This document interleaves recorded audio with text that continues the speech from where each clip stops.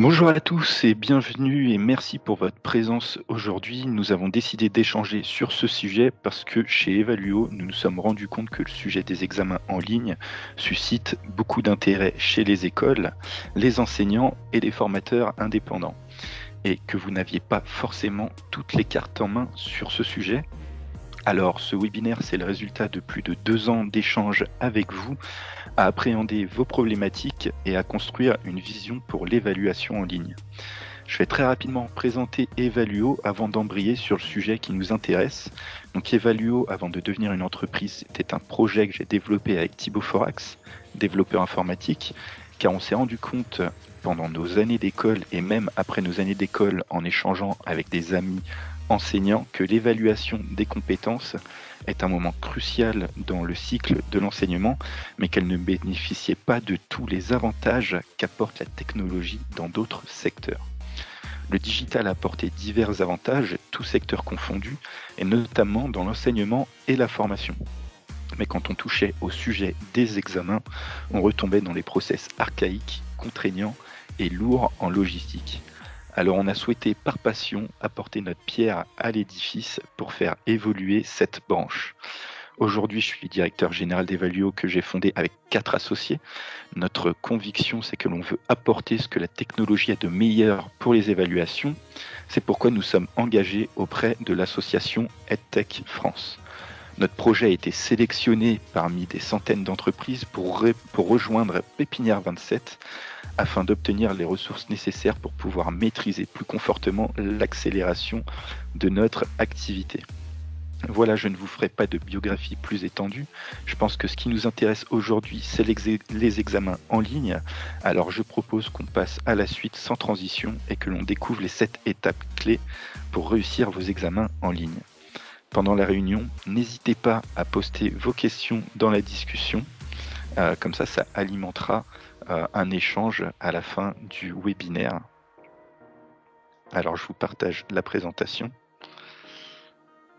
Donc, le déroulement du webinaire, on va passer 20 minutes de présentation sur les 7 étapes clés pour réussir l'organisation d'examens en ligne. Ensuite, on aura 15 minutes de démonstration d'Evaluo pour que vous puissiez voir à quoi ressemble une solution d'examen.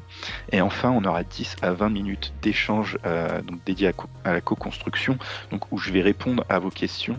Donc n'hésitez pas pendant le webinaire à poser vos questions sur la messagerie, comme ça alimentera nos échanges. À l'issue du webinaire, vous recevrez la présentation du webinaire, le livre blanc Les enjeux de la dématérialisation des examens, plusieurs guides pour vous aider à faire votre choix dans les solutions. Bien sûr, vous aurez accès à la vidéo pour pouvoir la revoir et vous aurez aussi une plateforme Premium Evaluo gratuite jusqu'au 30 septembre 2021, sachant que chaque évaluation réalisée sur la plateforme vous offre 1 mois de gratuité supplémentaire et ce jusqu'à la fin de l'année. Donc je vais passer à la présentation. Donc, organiser un examen en 7 étapes. Donc, pendant le confinement, nous avons échangé avec de nombreux acteurs qui, pour répondre à un besoin urgent, se sont lancés dans la recherche d'une solution du mieux qu'ils pouvaient vu le contexte, mais avec au final peu de recul sur les réels enjeux d'une telle transition. Alors voici les 7 étapes clés pour réussir l'organisation de vos examens en ligne. Je vais survoler rapidement cette slide puisque nous allons voir chaque point en détail dans la suite de la présentation. Tout ce qui va suivre n'est que de la logique, mais je pense que c'est important de prendre du recul et de visualiser le sujet dans sa globalité.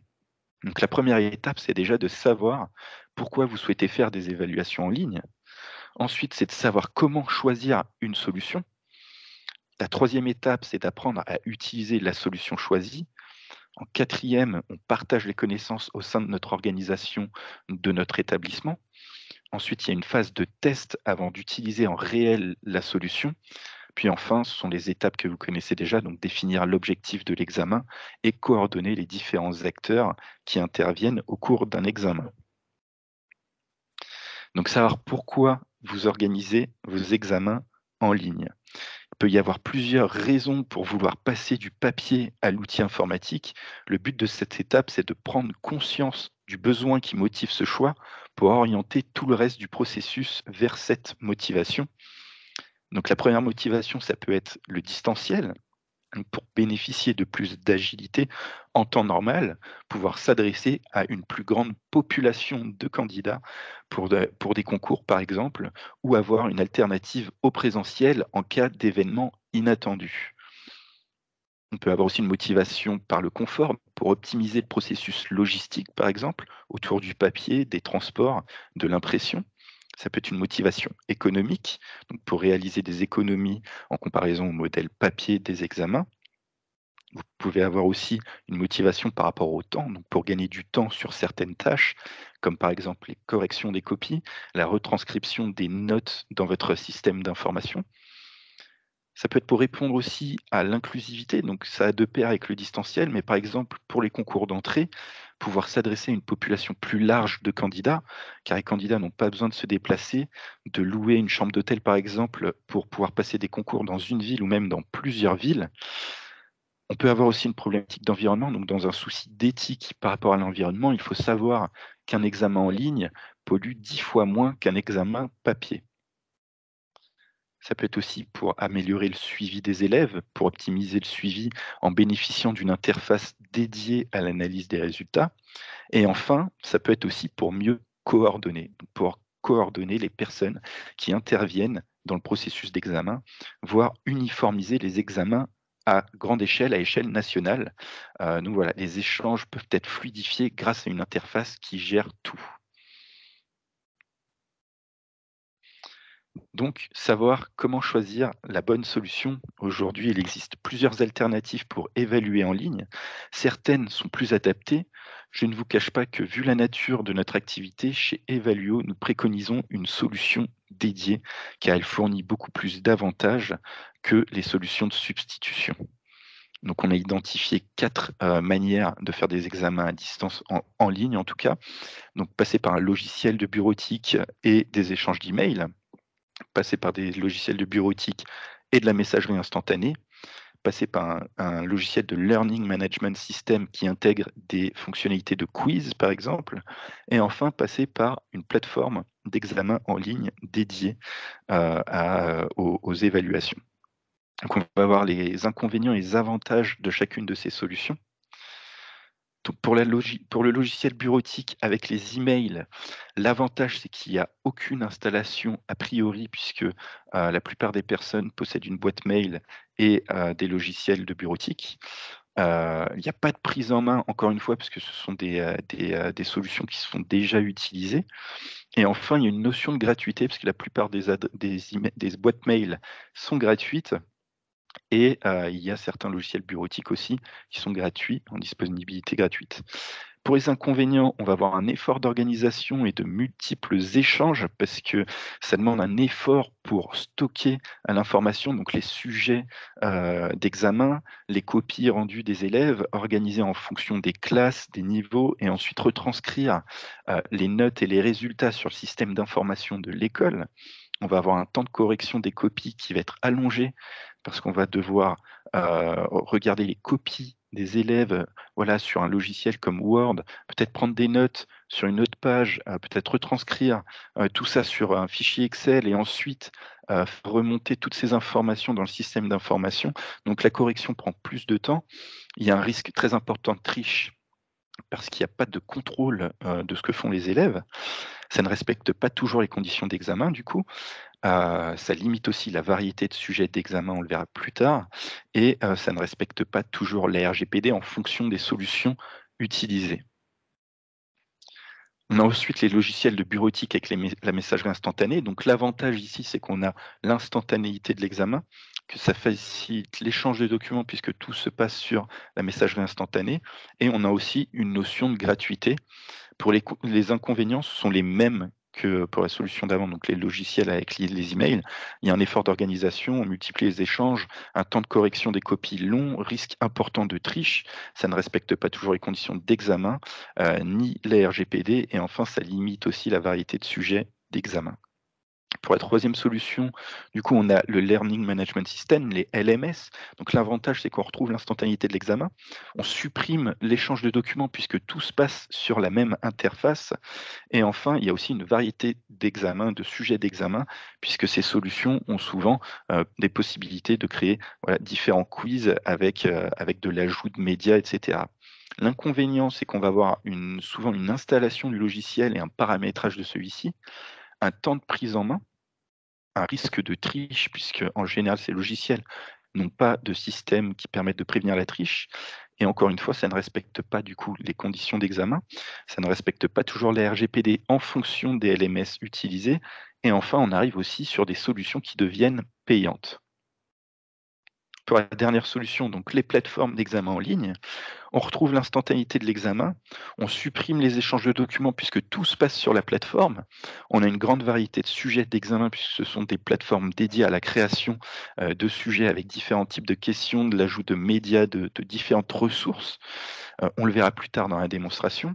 On a du coup un environnement dédié à l'évaluation, un risque de triche limité, puisqu'il y a plusieurs dispositifs qui permettent de prévenir la triche. On va les voir aussi un peu plus tard dans la présentation. Il y a un gain de temps sur la correction, puisqu'encore une fois, il y a des fonctionnalités qui permettent de gagner du temps, par exemple sur la correction des QCM, ou d'optimiser son temps sur la correction de sujets plus complexes comme des études de documents. Enfin, il y a un gain de confort, conforme RGPD en fonction des solutions et très souvent aussi pas besoin d'installation puisque c'est des solutions qui sont disponibles en direct sur le web. Pour les inconvénients, on retrouve le paramétrage de la plateforme, un temps de prise en main et d'intégration. Forcément, ce sont des outils qui aujourd'hui ne sont pas encore très utilisés et donc il faut un temps pour que les différents acteurs prennent en main l'outil. Et enfin, on arrive sur des solutions payantes. Donc la préconisation pour les plateformes d'examen en ligne, on a une idée reçue, c'est qu'on pense à tort que l'intégration est lourde, mais certains fournisseurs facilitent l'accès. Pas d'installation, une inscription en 1 minute et un paramétrage très simple sont des outils adaptés, souples, qui permettent d'industrialiser les processus d'examen à grande échelle. Enfin, pour un messagerie instantané, c'est une fausse bonne idée, parce qu'on a tendance à faire ce choix par simplicité et par manque de temps. Or, c'est un outil qui n'est pas adapté à l'évaluation et qui est souvent pas conforme à la réglementation. Au final, on pense gagner du temps, mais à la fin, on en perd sur le traitement des données, sur les corrections. On le verra tout à l'heure lors de la démonstration. Les questions à se poser. Alors, à l'issue du webinaire, je vous fournirai une liste exhaustive des questions à se poser. On va aborder les 6 questions principales dans cette présentation. Donc, quel type de sujet d'évaluation? Donc ça tombe sous le sens, mais vous devez être conscient de tous les types d'évaluation que vous réalisez pour orienter le choix de votre solution. Donc ça peut être de l'étude de documents, des QCM, des questions ouvertes, de la dissertation, des travaux de groupe, peut-être d'autres types que vous utilisez.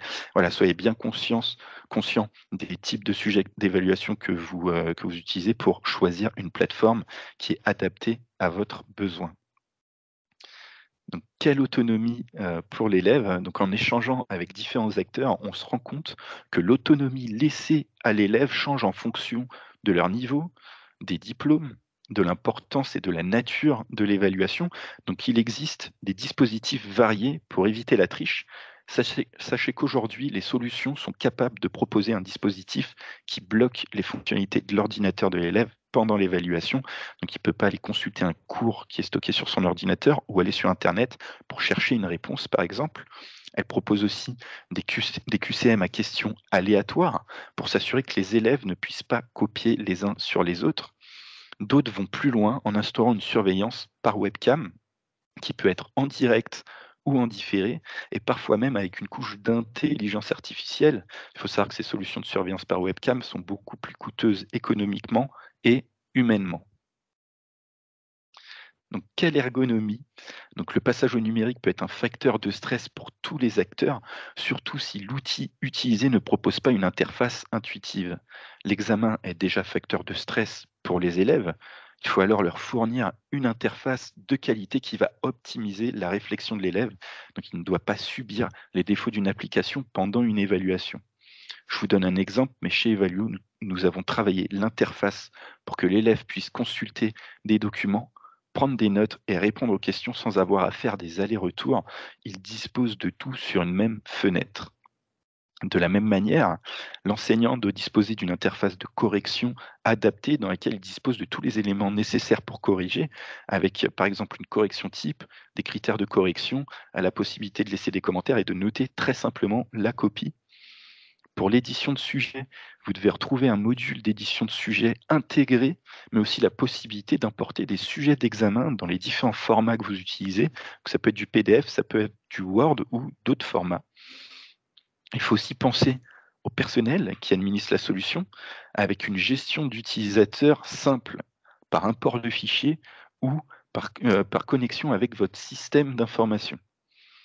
Enfin, planifier un examen doit prendre en compte toutes les briques nécessaires. Donc la solution doit permettre de fluidifier les échanges avec l'envoi de notifications aux différents acteurs que sont les élèves, les enseignants, les surveillants, les correcteurs et les administrateurs. Alors, je suis allé un peu trop vite. Quelle matière, du coup? Ah non, excusez-moi, donc quel gain de temps? Alors, sachez sur quelle tâche vous souhaitez gagner du temps. Quand une solution vous propose des fonctionnalités dont la finalité est de gagner du temps, sur une tâche, assurez-vous de garder le contrôle sur celle-ci et de pouvoir la personnaliser. Ne soyez pas limité dans votre activité par l'outil que vous utilisez. Donc un exemple tout bête parmi tant d'autres, vous êtes sur une solution qui calcule la note d'une copie automatiquement en fonction des notes attribuées à chaque réponse, donc pour vous faire gagner du temps. Cette note doit pouvoir par la suite être modifiée au bon vouloir pour faire face aux aléas. Un correcteur peut estimer qu'un élève mérite un point bonus et s'il est bloqué par le système, bah, il ne pourra pas le faire. Donc voilà, c'est un exemple parmi tant d'autres. Il y a plusieurs fonctionnalités qui peuvent permettre de gagner du temps, comme l'intégration à votre outil de gestion, la correction automatisée, la correction assistée, l'import de sujets d'examen ou la génération automatique de QCM. Excusez-moi. Quelle matière? Alors c'est aussi une question importante. Donc les solutions d'examen sont encore dans une phase de développement et certaines sont plus globales, quand d'autres vont vous proposer des fonctionnalités spécifiques pour certaines matières. Donc, assurez-vous que la solution choisie gère les matières souhaitées ou au minimum, soyez conscient des limites de la solution. Je vous donne un autre exemple chez Evalio. On gère très bien les épreuves pour les apprentis développeurs avec l'intégration de la coloration syntaxique du code informatique. Par contre, nous sommes moins bons pour les épreuves de mathématiques pour lesquelles il nous manque encore quelques inputs pour développer une interface ergonome. Donc, par exemple, pour que les élèves puissent ajouter des équations de manière très fluide ou réaliser des examens en géométrie, par exemple. Ensuite, on a d'autres matières qui peuvent poser problème, les sciences, la langue, la géographie, les autres matières. Donc voilà, soyez conscient au minimum de ce que peut vous proposer la solution que vous choisissez. Ensuite, la question de la conformité à la RGPD. Certaines solutions étrangères ne sont pas conformes à la RGPD, hein, et d'autres solutions françaises transitent aussi par des sous-traitants qui ne sont pas forcément conformes. Donc renseignez-vous en amont et assurez-vous du sérieux de votre fournisseur. Lisez la politique de confidentialité pour savoir comment les données sont traitées au niveau de la collecte, de la conservation, de la consultation, de la transmission et vraiment de leur utilisation. Donc, par exemple, les serveurs doivent être hébergés en France ou au minimum au sein de l'Union européenne, chez un prestataire de services reconnu et agréé norme ISO 27001. Les données stockées ne doivent pas être transmises à aucun tiers et leur finalité de traitement doit être uniquement l'utilisation de la plateforme. Donc apprendre à connaître, la solution, choisie, voilà, ne vous aventurez pas dans l'organisation d'un examen avant d'être certain de bien connaître la solution et de la maîtriser. En général, choisissez un chef de projet qui sera garant de celle-ci. Votre fournisseur doit vous accompagner grâce à son support, à des démonstrations, à la fourniture d'une documentation simple et digeste. Je ne vous parle pas d'une documentation de plus de 50 pages avec toutes les fonctionnalités, mais vraiment quelque chose de très simple qui permet de prendre en main, la solution très rapidement. Donc entre 5 et 10 minutes de lecture, vraiment pas plus. Il peut aussi vous proposer, des tutos sous format vidéo, par exemple, pour compléter, son accompagnement.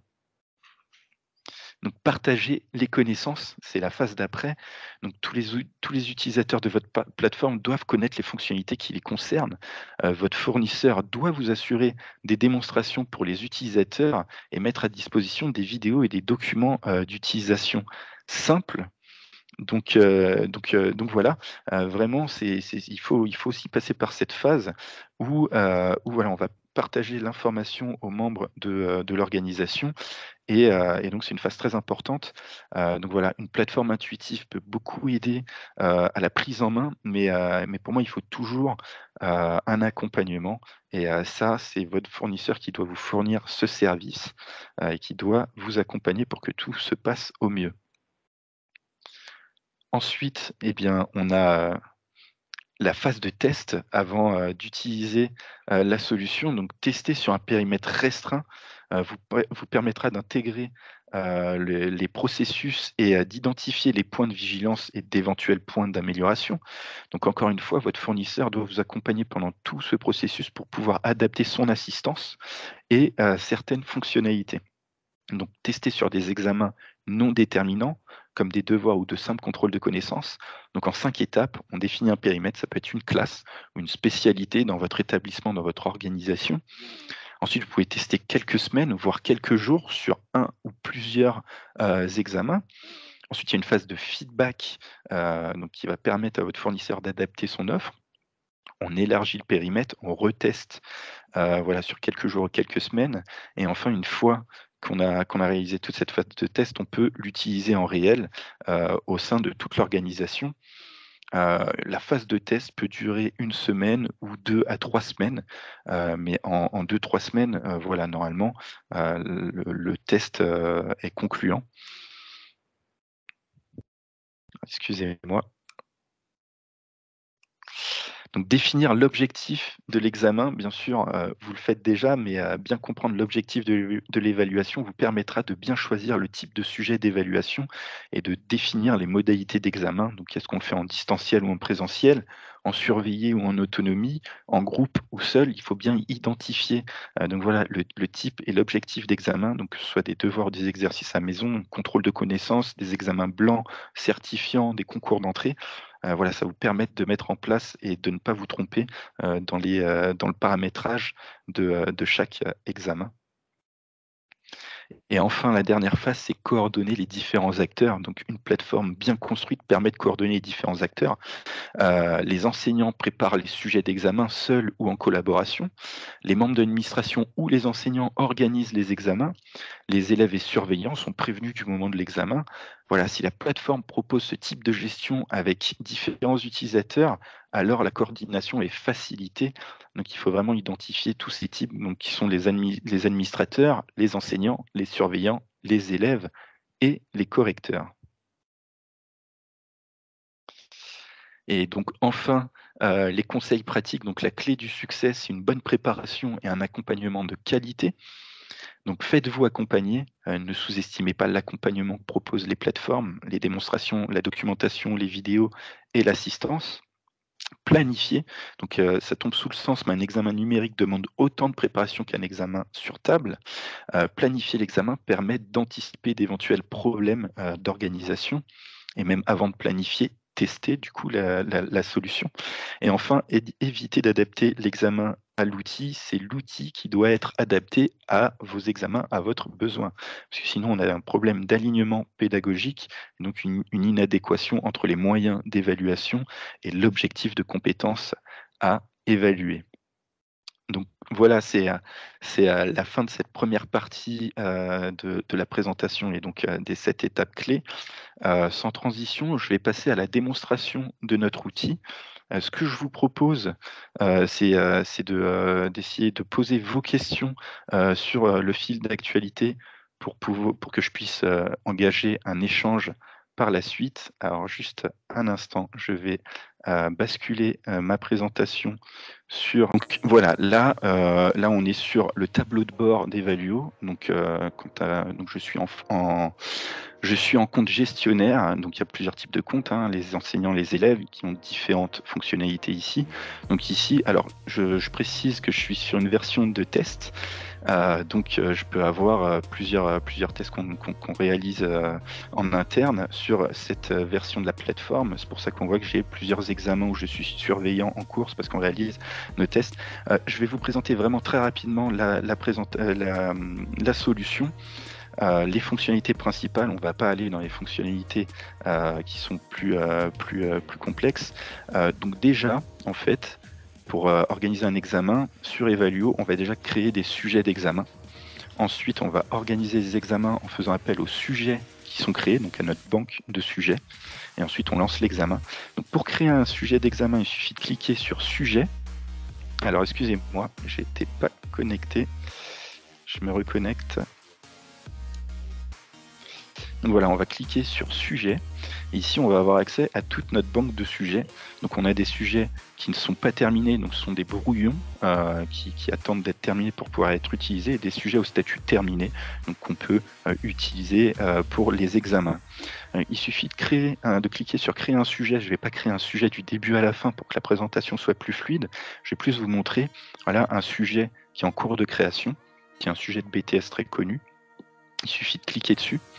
Donc ici, j'ai une preview du sujet, et en cliquant sur Modifier, je peux aller modifier ce sujet d'examen. Alors, je vais retirer ceci, comme ça, je vous montrerai cette fonctionnalité tout à l'heure. Donc voilà comment se présente la création d'un sujet. Donc on a une en-tête qui permet de renseigner les informations classiques, le nom, la matière concernée.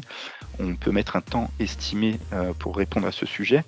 On a une notion de visibilité, donc vous pouvez partager ce sujet publiquement au sein de votre établissement ou le garder simplement pour vous. Ici, on a une échelle de notation, donc sur 20, avec un point de contrôle qui permet de savoir si on a bien réparti les points dans le sujet. Et enfin, on peut rajouter un commentaire. Donc ici, par exemple, aucun matériel n'est autorisé. Alors comment ça fonctionne? On a un module d'exercice sur la droite. On peut rajouter des titres, des consignes, des questions à choix unique, des questions à choix multiples, des réponses courtes, des réponses longues, des questions où on va demander à l'élève de déposer un fichier sur la plateforme, et des questions code. Donc aujourd'hui, ça fonctionne en drag and drop, c'est-à-dire qu'il suffit de saisir l'élément et de le relâcher dans l'espace de création, comme ici par exemple. Donc là, je vais saisir une question fichier. Je peux choisir le type de fichier que je demande et je peux poser ma question ici. Je peux attribuer des points à cette question. On voit qu'en attribuant 5 points, j'ai un écart ici. Donc voilà, ça fonctionne en drag and drop. D'ici quelques semaines, on pourra juste cliquer sur ajouter la question et la question s'ajoutera à la fin du sujet. Alors ici, c'est un sujet de BTS MUC. Ce sont que des questions longues puisque c'est de l'étude de documents. Bien sûr, vous pouvez créer des QCM, etc. Je vais supprimer la question. On a aussi un module où on peut rajouter des ressources, donc des annexes. Ici, on a choisi de déposer le sujet d'examen pour que l'étudiant puisse avoir accès aux questions et aux différentes annexes. Donc en cliquant dessus, je peux vérifier que je ne me suis pas trompé dans le sujet et dans le fichier. Donc je peux voir que voilà, j'ai une première partie, une seconde partie avec toutes mes questions, les différentes ressources que l'élève va pouvoir consulter. Vous verrez par la suite comment ça se matérialise chez l'élève. Donc voilà. Et alors, il y a vraiment deux manières de créer des sujets sur Evaluo. Donc, on peut importer le sujet et recréer les questions une par une. Ça a son utilité, je vais vous expliquer pourquoi. Et je vous montrerai tout à l'heure très rapidement une deuxième manière de faire le sujet. En fait, il suffit d'ajouter un sujet d'examen, d'ajouter une réponse longue et de mettre par exemple répondez au sujet ci-dessous. Et en fait, tout est sur un seul bloc, vous verrez tout à l'heure. Et donc, il n'y a pas la segmentation de ces questions. Ce qui est intéressant dans la segmentation des questions, c'est qu'on a un autre module ici. Donc, on peut rajouter des descriptions déjà par question et on peut ajouter une correction. Alors là, j'ai un petit un petit souci, donc il suffit de retourner. Si je clique sur correction, voilà, ça c'est ce qui va servir donc à l'enseignant. Il peut rajouter une correction type, donc voilà la correction qu'il attend, la réponse qu'il attend de l'élève, la réponse type et des critères de correction, donc pour pouvoir bien noter au moment de la correction. Donc il aura accès à ces informations pendant la correction des copies et il pourra partager la correction type à l'issue de la correction de l'examen. C'est des fonctionnalités qui ont été demandées par les enseignants pour leur faire gagner du temps, parce qu'on sait que voilà, les enseignants ont plusieurs classes, souvent plusieurs niveaux, avec plusieurs examens à traiter en même temps. Et quand il s'agit de corriger les sujets, eh bien, c'est bien pour eux d'avoir des rappels et en plus tous sur la même interface. Il n'y a pas besoin d'ouvrir un fichier Word pour consulter les critères de correction, de notation, un fichier Excel. Tout se passe sur l'interface. Je vous montrerai l'interface de correction par la suite. Mais donc, c'est très important de faire un détail par question si vous voulez avoir ce système de correction vraiment détaillé par question lors de la correction. Vous pouvez aussi ajouter d'autres médias ici en cliquant. Et du coup, vous pouvez ajouter des images, de l'audio, de la vidéo et même des vidéos via YouTube. On va faire un test avec YouTube. J'avais déjà préparé mon lien ici. Donc en fait, il suffit de copier le lien YouTube et de le coller ici et de faire ajouter et donc vous avez la vidéo qui s'inscrit. Donc l'élève pourra consulter la vidéo et répondre à la question en fonction de la vidéo qu'il a consultée. Vous pouvez rajouter sinon des fichiers qui sont sur votre ordinateur, donc comme je l'ai dit, des images, de l'audio ou de la vidéo. Alors, pour la création du sujet, je vais m'arrêter là. Je vais juste vous montrer rapidement comment on peut aussi, comment ça se matérialise quand on crée un sujet avec une seule question pour gagner du temps. Donc, on gagne du temps sur la création du sujet. On en perd un petit peu sur la correction parce qu'on a moins de détails sur la correction. Donc, j'avais préparé une épreuve d'espagnol, par exemple. Je vais modifier et voilà, en fait, ici, tout ce que j'ai fait, c'est rajouter une question longue, oui, dans la création de sujet. J'ai rajouté répondez au sujet. J'ai rajouté la note sur 20, la ressource est ici. Et en fait, l'élève pourra consulter la ressource et répondre dans ce bloc, voilà, en ajoutant comme sur papier les titres des questions et ses réponses. Donc, ça vous permet de créer des sujets vraiment très rapidement. Pour faire ça, il faut vraiment une petite minute ou 2 minutes. Et voilà, ensuite, sur la correction, je vous montrerai comment ça se matérialise aussi. Alors, ce que je vous propose maintenant, c'est de vous montrer l'interface de l'élève pendant un examen pour vous rendre compte voilà, de comment l'élève vit son examen. Alors, à mon avis, je vais devoir me reconnecter. Un petit instant. Non, je suis connecté. Donc, j'accède en fait, l'élève, comme l'enseignant a accès à toutes ces épreuves. Et derrière, pour accéder, il suffit de cliquer dessus. Donc, je vois que j'ai une épreuve en cours ici. Donc je clique dessus. Alors il faut savoir que c'est une version de test. Ici, il n'y a pas de chronomètre, mais si l'examen dure 2 heures et qu'il a commencé il y a 10 minutes, on voit le chronomètre à 1h50. Donc j'accède à l'examen en cliquant ici. J'ai pas alors, il y a autre chose que je vous ai pas montré, je suis désolé. Je vais revenir juste sur un petit point important avant de passer vraiment à la démonstration de l'élève, c'est comment on organise un examen. Parce que là, on a fait les sujets d'examen. Donc pour créer un examen, c'est très simple. En fait, on clique sur examen, on a accès à tous les examens qui sont en cours de correction, dont la correction est terminée ou qui sont prévus aussi, donc pas encore commencé. Pour créer un examen, on clique sur créer un nouvel examen. On peut rajouter un nom. On peut choisir le type d'examen. Par exemple, si je choisis un examen final, je peux lier un diplôme à cet examen. Ici, on va choisir la salle dans l'établissement pour que l'élève sache où se passe l'examen, parce que ça peut être en présentiel.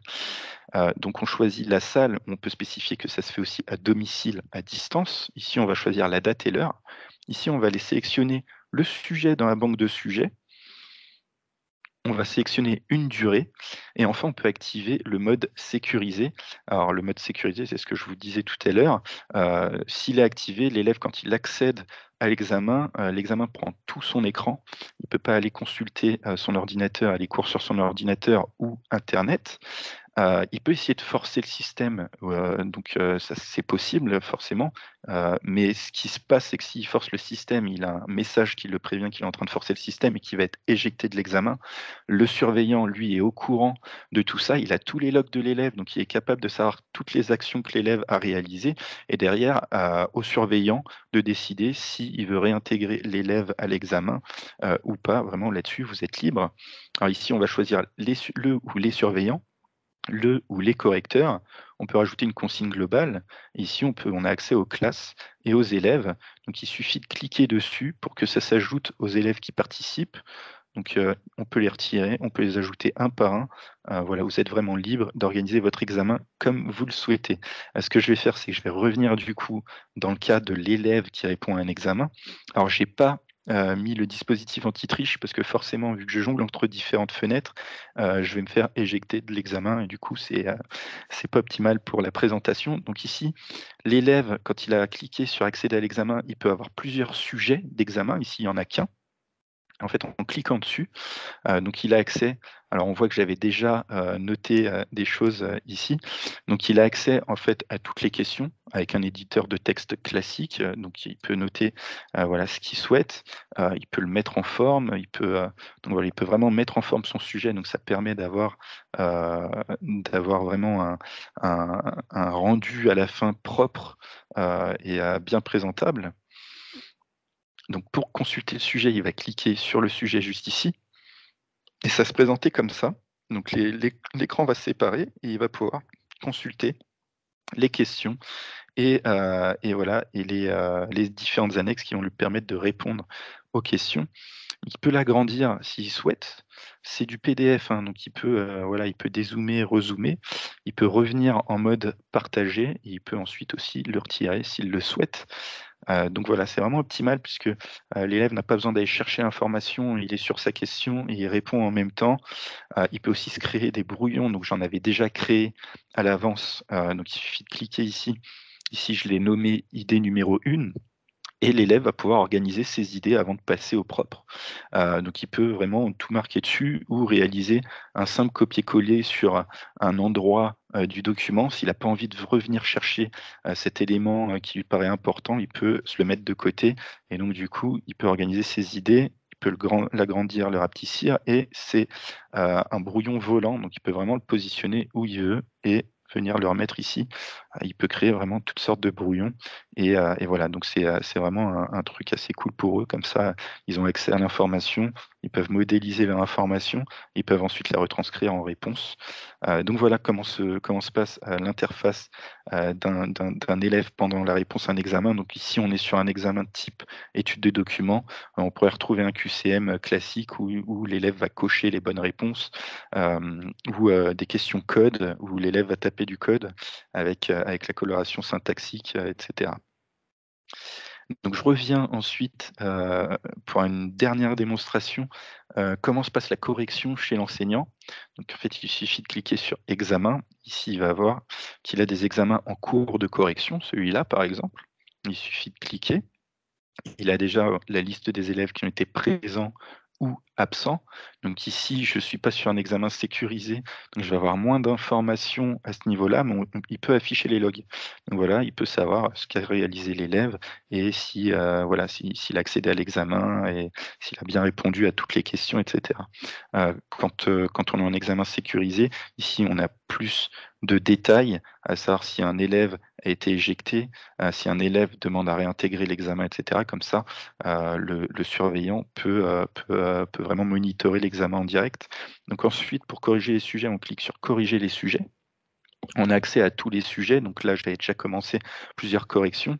Par exemple, la correction, de, Rémi Cordonnier. Il suffit de cliquer sur le petit triangle et en fait, on a accès à toutes, ces réponses avec, comme pour l'élève, on a l'écran qui est partagé, et donc l'enseignant ici va pouvoir mettre une correction, donc une appréciation globale, pour le sujet. Ici, on a la note qui se calcule automatiquement en fonction des notes qu'on laisse ici, donc on est à 16/20. Si je décide de rajouter un point, normalement, alors qu'est-ce qui s'est passé? Alors je pense que ce que je vais faire, parce que j'avais déjà modifier la note en amont. Je vais mettre 0 partout. Vous voyez à droite, on a un module de correction donc, qui permet, en face de chaque question, d'ajouter un commentaire. Si on clique sur critères, je vais vous montrer ça dans une petite seconde. Si on clique sur critères, on va avoir les critères de correction et de notation. Et si on clique sur la correction type, on a accès à la correction type. Donc voilà, critères de correction pour la question numéro 1, comment attribuer les points. Et donc je suis à même de pouvoir savoir si l'élève a bien répondu. En plus de ça, j'ai la correction type. Donc je peux voir déjà que sur la réponse, c'est très léger par rapport au contenu attendu. Voilà, et ici, si j'ajoute un point, normalement, j'ai... Alors, ça fonctionne pas. Je pense que c'est parce que j'ai déjà modifié la note ici. Donc normalement, ça se calcule automatiquement, mais derrière, vous pouvez attribuer la note que vous souhaitez, comme je vous l'ai dit tout à l'heure, et mettre un 15 sur 20 avec des points bonus. Donc voilà comment se matérialise la correction d'un élève. Ici, je termine, et quand je sauvegarde, c'est que je peux sauvegarder ma correction et revenir plus tard dessus. Ici, je vais terminer. Donc, je peux toujours revenir dessus, mais le système comprend que c'est terminé. Une fois que j'ai terminé toutes les corrections, il me suffit de cliquer sur terminer la correction pour que l'examen soit validé et que les élèves reçoivent du coup les corrections avec les commentaires des enseignants, leurs notes, etc. Et pour retranscrire les notes sur le système d'information de l'école. Alors, je pense que pour la présentation, je vais m'arrêter là. Je pourrais vous montrer d'autres fonctionnalités, donc comment on crée les classes, comment on importe les élèves, comment on crée les diplômes et les différentes matières, mais c'est quelque chose qui est quand même moins intéressant. Sachez qu'en tout cas, voilà, ça se fait sur Evaluo, et ce qui permet voilà, de catégoriser les examens et d'avoir une bonne gestion de l'environnement de l'école sur la plateforme. Donc voilà, je vais arrêter le partage et je vais regarder s'il y a des questions. Un petit instant, j'arrête le partage. Voilà. Alors, est-ce qu'on respecte les règles RGPD? En tout cas, on a, comme je l'ai dit tout à l'heure sur la présentation, les exemples que j'ai donnés, c'était les exemples d'Evaluo. Donc nos serveurs, sans vous le cacher, c'est OVH qui sont situés en France. Donc c'est des serveurs donc, qui sont agréés 27001, norme 27001, et toutes les informations qu'on traite, elles sont cryptées et on les utilise que pour la plateforme Evaluo. Donc derrière, on ne partage pas ces informations, elles restent vraiment stockées sur nos serveurs. Je ne sais pas si j'ai été assez clair. Alors, ce que je peux faire sinon, vu qu'on n'est pas, on n'est plus beaucoup sur je peux peut-être vous donner la parole. Et on n'a pas de sous-traitant externe. On développe tout en interne. Par exemple, pour la partie proctoring qu'on n'a pas encore lancée, on s'est renseigné à comment. Alors, le proctoring, c'est la surveillance par webcam. Donc on a regardé les différents moyens de surveiller les élèves par webcam. Donc on a trouvé plusieurs solutions qui sont en général des solutions étrangères qu'on pourrait intégrer sur Evaluo et ça nous ferait gagner beaucoup de temps en développement, mais ce sont des solutions qui sont pas des solutions françaises, qui transitent parfois par des serveurs qui sont aux États-Unis. Et du coup, dans un souci de RGPD, nous on s'est dit qu'on voulait développer notre propre solution. Et donc voilà, ça prend un peu plus de temps à développer vu qu'on fait tout en interne, mais on met vraiment un point d'honneur sur tout faire nous-mêmes. Et donc voilà, faire du Made in France. Et voilà, j'espère que j'ai bien répondu, mais en tout cas non, on développe vraiment tout nous-mêmes.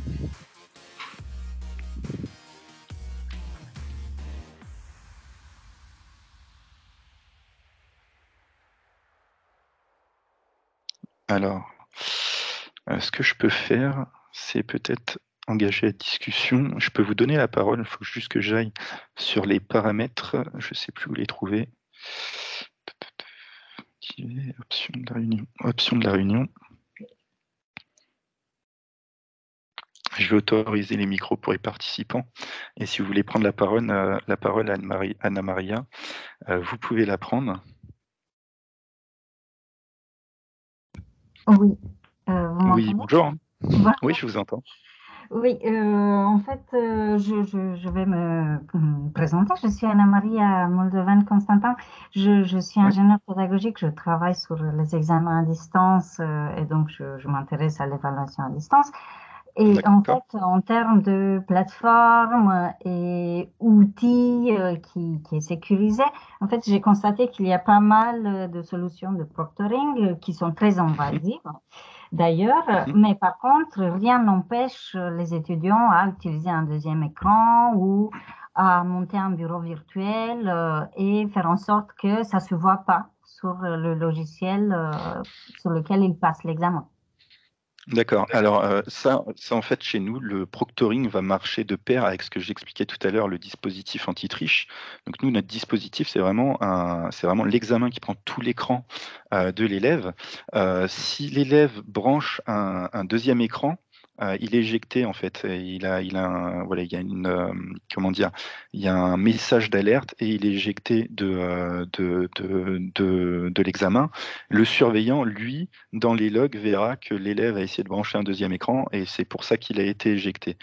Pour le cas du bureau virtuel, vu que l'examen prend tout l'écran, si l'élève essaye de quitter l'examen, il sera éjecté aussi. Donc là, le surveillant, encore une fois, aura tous les logs et saura que l'élève a forcé, a forcé pour quitter l'examen. Et donc, du coup, ensuite, c'est vraiment au surveillant mais voilà, de voir et avec l'école. Donc, il faut vraiment que vous soyez d'accord sur comment on surveille un examen et quelle disposition on prend ensuite, mais il peut réintégrer l'élève s'il décide de le réintégrer, ou il peut vraiment laisser l'élève éjecté, puis l'examen sera fini pour lui. Oui, mais s'il branche pas ce deuxième écran, mais il l'a à côté, ou peut-être une tablette pour pouvoir rechercher les informations, ça, par contre, non plus, le système peut pas le détecter. Alors là, sur le dispositif anti-triche, non. Sur le système de proctoring, il y a vraiment plusieurs niveaux. Il y a Mm, du coup la surveillance en direct mm, qu'on est en train de développer, la surveillance en différé, et ce qu'on développe aussi, c'est voilà, une intelligence artificielle qui va venir analyser l'environnement de l'élève mhm, et qui va venir en fait détecter si l'élève regarde régulièrement dans un endroit de la pièce, s'il y a un second objet, qui détecte aussi s'il y a une voix dans la pièce, etc. Donc ça va permettre aux surveillants de monitorer aussi l'examen. Et derrière, il y aura comme une note attribuée à l'élève où on va pouvoir dire aux écoles, ben voilà, sur tel examen qui a duré 2 heures, tel élève entre la 45e minute et la minute et la 47e, on pense qu'il y a peut-être quelque chose et donc l'école va pouvoir revisionner la vidéo et essayer de s'assurer que l'élève n'a pas triché en consultant un deuxième écran, etc. Ça veut dire qu'il y aura une surveillance vidéo et qui sera probablement stockée quelque part sur les serveurs OVH, sur vos serveurs. Mais par contre, il faut que la personne qui passe l'examen donne son consentement à tout ça. Tout à fait, tout à Ouais. fait. Quand il y a un enregistrement vidéo, il faut que la personne donne son consentement. Maintenant, en général, ce consentement se passe entre l'élève et l'école. Donc, quand l'élève intègre l'école, il signe une charte informatique. Et donc, Mhm. dans cette charte, voilà, si la charte est signée, l'élève du coup a donné son consentement. Maintenant, il faut savoir que les vidéos, nous, c'est en fonction de l'école, donc on les stocke le temps de la correction. Et donc, ça peut être stocké un mois ou voire un peu plus, tout dépend en fait des écoles et des enseignants. Voilà, maintenant, une fois que la correction a été réalisée, les vidéos sont supprimées, elles ne sont pas stockées pendant 1 an ou 2 ans. On a une obligation légale de stocker toutes les informations des copies d'examen. Il me semble que c'est 2 ans de les garder stockés 2 ans, un minimum de 2 ans. Maintenant, pour de la vidéo, c'est vraiment pour la surveillance post-examen. Voilà, là-dessus. Et nous, c'est pour ça justement qu'on prend le temps de le développer nous-mêmes. C'est pour pas tomber dans le piège d'une des deux solutions qu'on ne maîtrise pas et qui transitent par des serveurs qu'on ne connaît pas. Et Mhm. c'est aussi pour adapter cette solution-là, parce qu'on a eu pas mal de retours par rapport à des responsables d'école qui faisaient déjà du proctoring et qui nous disaient, ben voilà, par exemple, le tiers-temps n'est pas géré, comment on fait? Ou par exemple, il y avait des soucis de connexion simultanée qui sautaient, etc. Et nous, si on passe par un prestataire, on pourra pas développer ça. On sera dépendant de la qualité de ce prestataire. Donc nous, on veut vraiment éviter ça. Donc c'est pour ça qu'on prend plus de temps. On espère le lancer là en septembre, octobre. Donc voilà, ça prend du temps, mais on veut bien le faire. Donc on prend le temps de bien réfléchir à toutes les fonctionnalités et d'échanger justement avec des responsables qui nous donnent des idées sur comment développer au mieux le proctoring. J'ai une dernière question sur les sujets qui sont plus des réponses à développer ou des dissertations. Est-ce que vous avez aussi intégré un logiciel anti-plagiat dans votre plateforme? Alors, Y alors a-t-il ça? Ouais. c'est dans notre roadmap, mais c'est vrai qu'aujourd'hui, il n'y a pas de logiciel anti-plagiat. Donc en général, aujourd'hui, les écoles utilisent un autre logiciel, mais en tout cas, c'est dans notre roadmap et c'est aussi une fonctionnalité qu'on veut intégrer dans Evaluo. Très bien. Merci beaucoup. Il n'y a pas de quoi. Puis je pense qu'il n'y a pas d'autres questions. Mais mais merci de m'avoir écouté. Et voilà. Et donc, comme je l'ai dit au début, à l'issue du webinaire, on vous envoie toute la documentation, la présentation, et on va aussi vous créer un compte Evaluo. Donc, je le répète, c'est un compte qui est premium, gratuit jusqu'à fin septembre. Et chaque évaluation réalisée sur la plateforme rajoute un mois gratuit jusqu'à la fin de l'année. Donc en fait, si la plateforme est utilisée, elle est gratuite jusqu'au 31 décembre. Et à l'issue de cette période-là, vous pouvez soit rester en premium ou basculer sur une version un petit peu dégradée, donc une version gratuite et continuer à utiliser la plateforme gratuitement. Quel est le coût de cette plateforme? Est-ce qu'elle est compatible avec Moodle? Et j'aimerais savoir comment comment dire, quel est le coût pour chaque étudiant ou c'est par rapport, D'accord. je Oui, sais pas comment. notre modèle. Alors, elle est Oui. compatible avec Moodle et avec en fait tout système d'information que les écoles utilisent, sous réserve que le système utilisé nous propose une API pour pouvoir nous connecter avec. On est en Mhm. train de le faire pour une école avec Galia, je ne sais pas si ça vous parle, Non. mais voilà. Nous, à partir du moment où on a les API, on peut se connecter, s'interfacer pour l'import et export des notes et des utilisateurs, etc. La deuxième question, c'était le coût. Alors, nous, aujourd'hui, on est sur une offre à 1 € par étudiant par mois. OK. Donc voilà, et sans coût caché. Donc vraiment, ça comprend tout le support, l'accompagnement, et voilà, et même on échange beaucoup avec les écoles et on développe des fonctionnalités gratuitement pour ces écoles. Après, on arbitre. Quand c'est une fonctionnalité qui va servir à tout le monde, justement, ça améliore notre plateforme et nous, c'est ce qu'on veut. Donc on va la développer gratuitement pour les écoles. Maintenant, quand il y a une fonctionnalité très spécifique, qui est vraiment un besoin particulier et qui concerne moins d'écoles, mais là, on facture, mais jusqu'ici, ça nous est jamais arrivé. Toutes les demandes qu'on a, ce sont des demandes qui servent la globalité. Et donc là-dessus, c'est vraiment, pour être clair, c'est 1 € par étudiant et il y a vraiment pas plus de coûts Mhm. là-dessus. OK. Et cette offre ne risque pas d'évoluer plus tard? Ou c'est Alors, votre alors, modèle économique? Oui. Alors c'est vrai qu'aujourd'hui, c'est 1 € par étudiant. Demain, nous, on a une structure qui s'agrandit, donc c'est possible qu'elle évolue, mais ce sera de l'ordre de 1, 2, 3 €, ça ira pas plus, on n'arrivera pas à du 10 € par étudiant. Mhm. Et il y a aussi autre chose, le proctoring, quand on le sortira, ça sera une offre à part, parce qu'il y a vraiment des coûts différents, et voilà, on doit absorber ces coûts-là.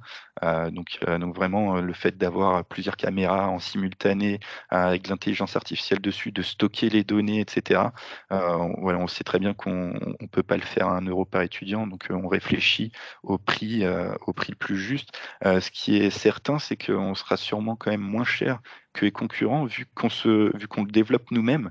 Voilà, nous, quand on s'est rapproché, je vous le dis, de Proctor-U, de Proctor Exam, voilà, on a vu leurs tarifs, on s'est dit, bon, si on veut intégrer leur solution, en plus de ça, on va avoir un tarif qui est exorbitant, donc nous, on va le proposer, et en plus, ce sera pour nous voilà, on gagnera pas de sous dessus, et c'était vraiment trop, donc on s'est dit, si on le développe nous-mêmes, on va pouvoir proposer un prix accessible, et c'est aussi ça le but, hein, c'est de proposer un prix juste pour que tout le monde soit gagnant.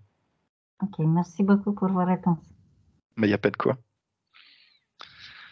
Voilà, donc s'il y a plus de questions, bah, je vais mettre fin à ce webinaire et merci beaucoup aux personnes qui ont été présentes. Puis bah, on vous contacte par mail, on vous envoie la plateforme et puis bah, essayez-la, testez-la, rentrez vos utilisateurs, les enseignants et testez des évaluations voilà, bah, pour voir comment ça se passe, si ça vous convient.